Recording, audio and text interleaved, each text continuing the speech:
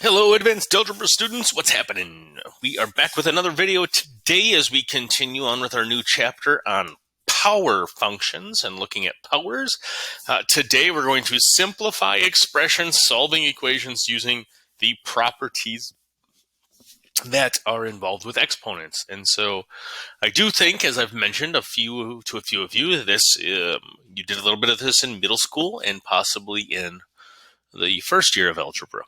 Before we do that, let's just try a few questions here to answer with an Puzzle. First, is this graph of an odd or an even power function? This is an odd power function. This is odd. Remember that odd will have two different directions for starting and ending. All right, so we've got this symmetry about the origin.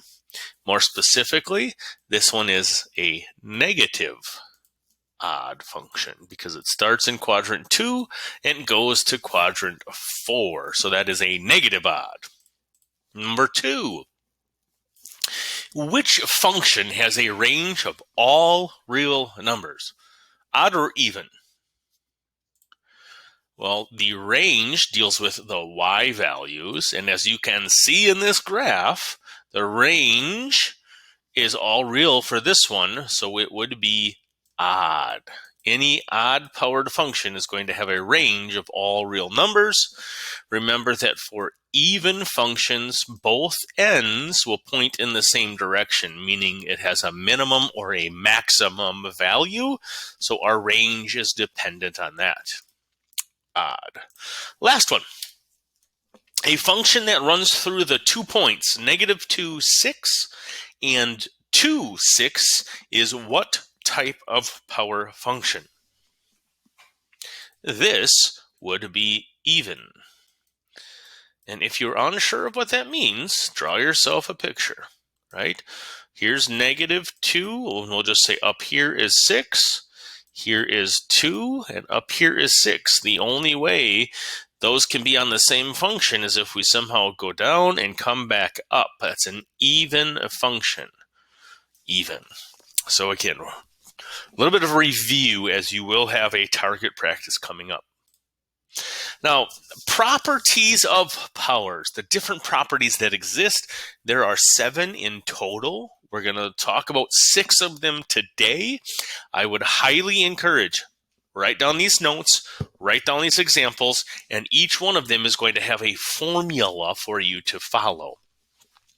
When we do some of these, and I'm going to show you this first one, x to the 3rd times x to the 6th, it is helpful to think about what this means in longhand, or the long version of this, the longhand. All right, and the question is really when you multiply powers with the same non-zero base, right? The base here is x and x. When you multiply those, what operation is done with the exponents?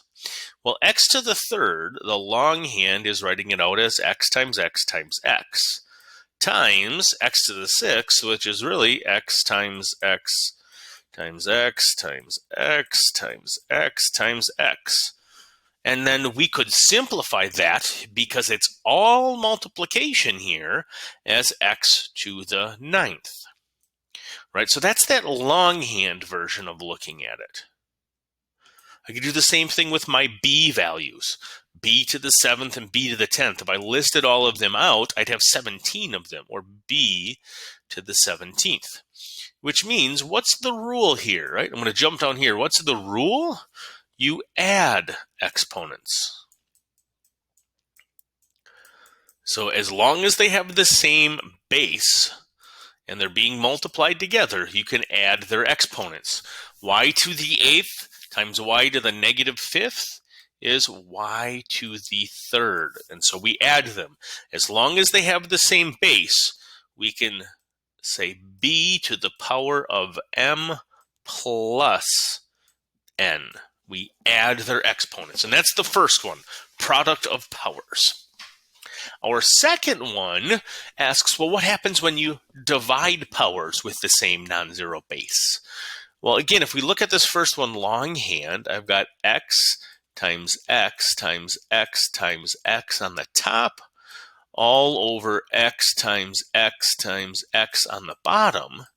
And we can cancel. When all that's left is multiplication, we can cancel them out because x over x is 1, x over x is 1, x over x is 1, and we're left with x, or x to the first, right? Here, if I've got 32 on top and 20 of them on the bottom, 20 down here cancel with 20 up there, leave me with b to the 12th. So what's the rule here? When we divide powers, we're going to subtract exponents. We will subtract, which means t to the third minus negative 2, right? We subtract t to the third, subtract the bottom one. Minus negative 2 becomes plus a positive, and we get t to the fifth. So that's where they'll try to get tricky on you, is by putting negatives in there. And again, the rule is that as long as they have the same base, that's why we're using b, we can subtract the top minus the bottom exponent. Rule number 2, quotient of powers, dividing. Rule number 3, the power of product postulate. The power of product. So when I take a product like x times y, and I raise that whole parenthesis to the power of 3, again, the longhand version is to say x times y times x times y times x times y. It's telling me that I have 3 of those parentheses. But the shorter hand version, by combining them, how many x's do we have? 3, or x to the third. How many y's? 3. And so really that gets distributed in a sense, not the same as distributive property, but it gets applied to both of them. Same thing here.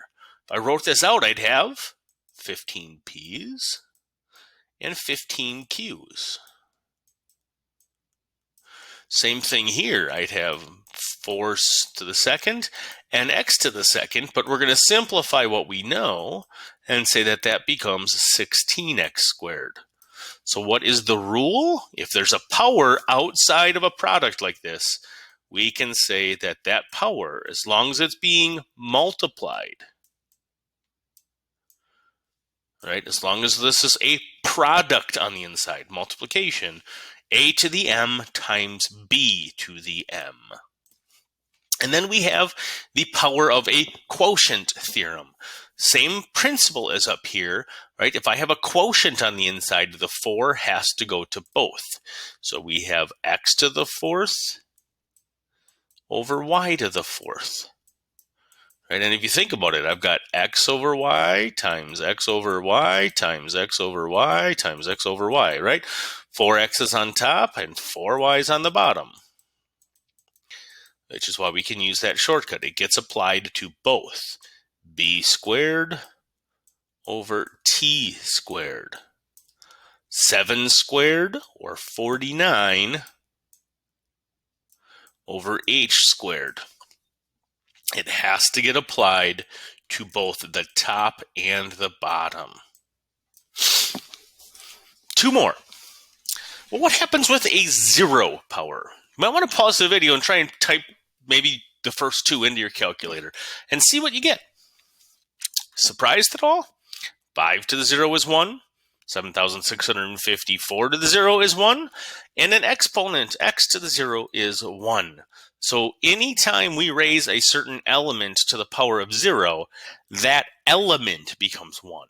Not the entire problem, but just that piece of the problem.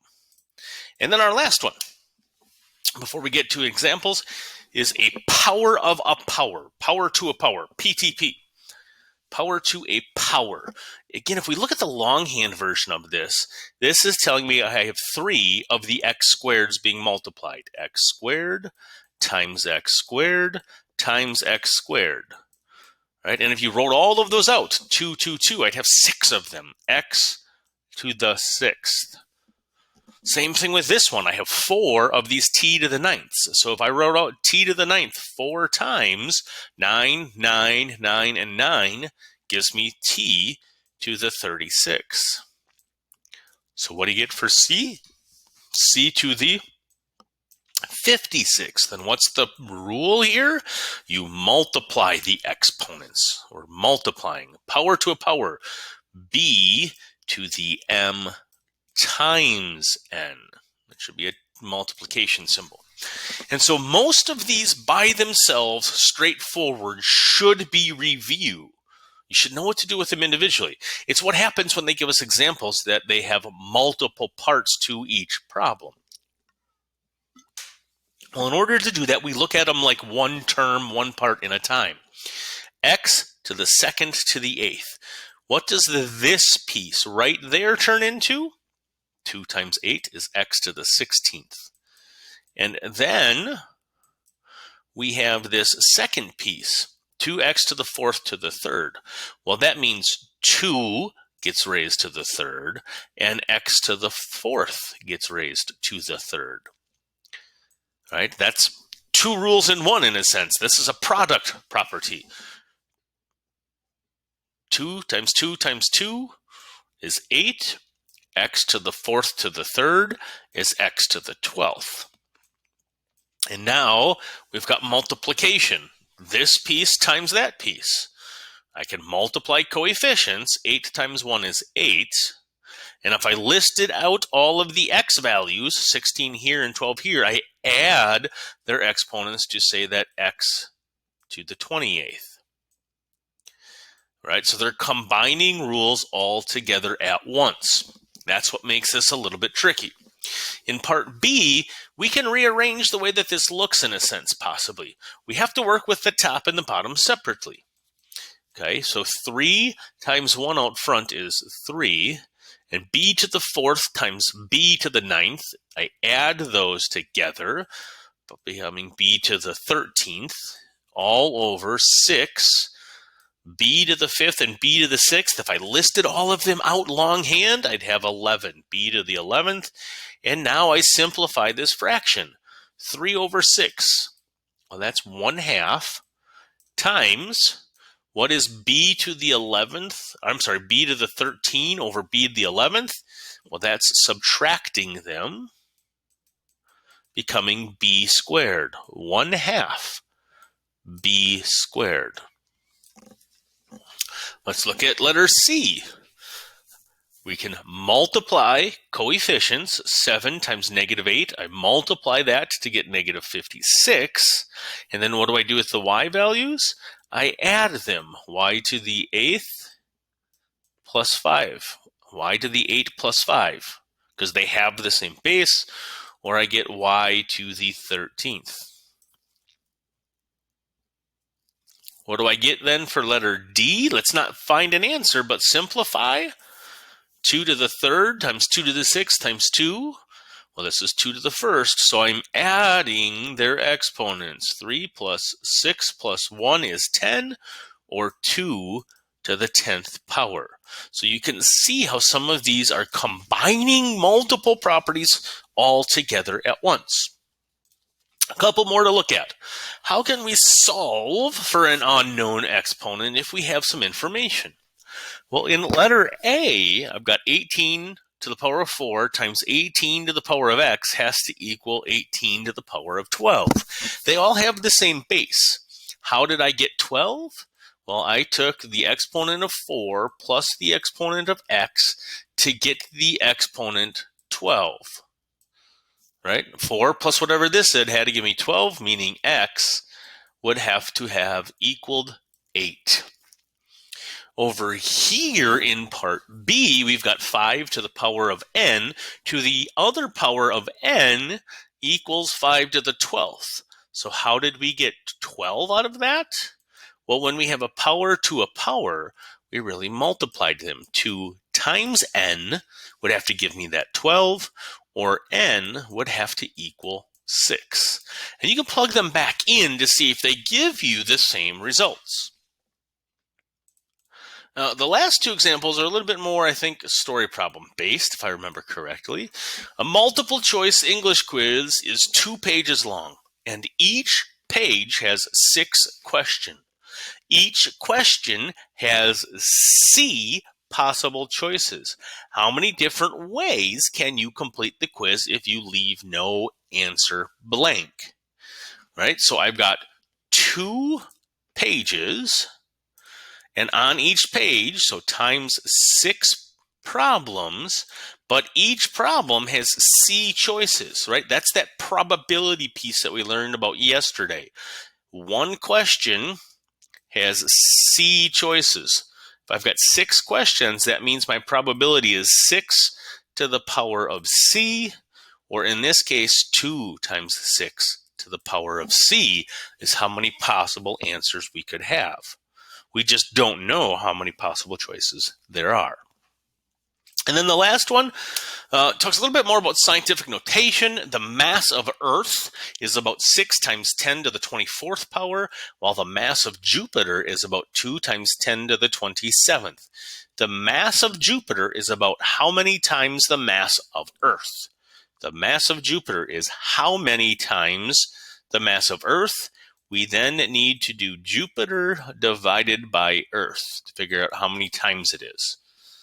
So what's the mass for Jupiter? 2 times 10 to the 27th divided by 6 times 10 to the 24th. We can do these pieces separately. What is 2 divided by 6? So that's 1/3 times 10 to the power of, what do I do if they have the same bases but I'm dividing them? We subtract their exponents. 27 minus 24 would give me 10 to the 3rd.